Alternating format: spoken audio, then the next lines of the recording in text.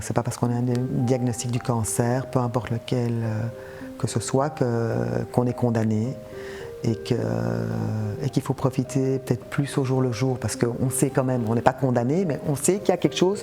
Je sais que j'ai une épée de Damoclès au-dessus de ma tête qui peut être là à 10 mètres de moi, comme un jour être à 10 cm. Donc ne pas le perdre de vue. Et le moral est le plus important, continuer à vivre, à sortir, à faire du sport, à voir ses amis. C'était à la polyclinique ici à Cavel. Il m'a dit je vais te faire un scan comme tu es déjà là. Et moi j'étais complètement naïf. Pour moi voilà, il me faisait un contrôle.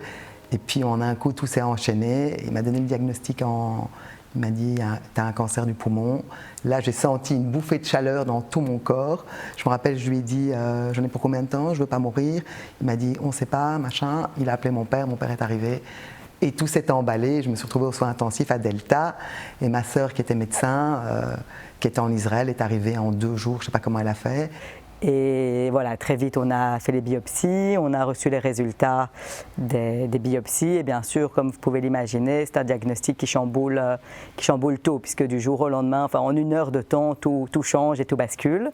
Quand on nous donne un diagnostic comme ça, c'est comme si on se prend une bombe dans la figure, on est perdu, on ne sait pas.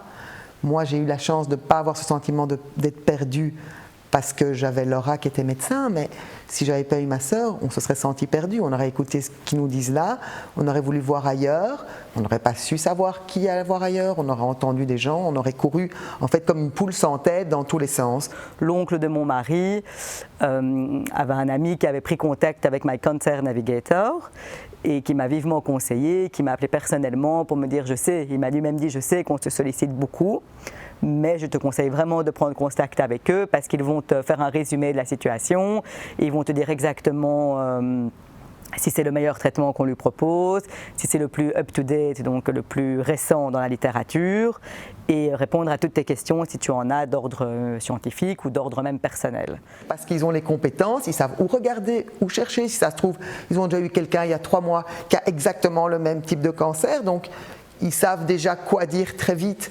Donc c'est une aide précieuse parce que je pense que personne ne se contente d'un diagnostic quand il entend ça et va toujours prendre un 2e avis. Et le problème, c'est qu'en général, quand on a un 2e avis, une chance sur 2, c'est pas le même. Donc on va avoir un 3e avis et là on est perdu. Donc moi aujourd'hui, j'ai 3 repères, j'ai 3 phares, j'ai l'oncologue, ma sœur et My Navigator Cancer.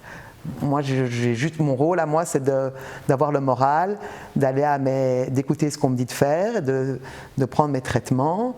Et pour le reste, j'ai une équipe entre guillemets derrière moi qui suit l'aspect médical des choses, parce que pour moi, j'y comprends rien. Même des fois, j'ai déjà regardé un peu ce qu'il y avait comme essai clinique ou machin. Alors je vois ma mutation, donc j'envoie à ma sœur. Je dis Laura, regarde, il y a un truc avec le GFR. Mais pour le reste, elle dit mais non, c'est pas pour toi. Donc voilà, je laisse chacun son rôle dans cette histoire.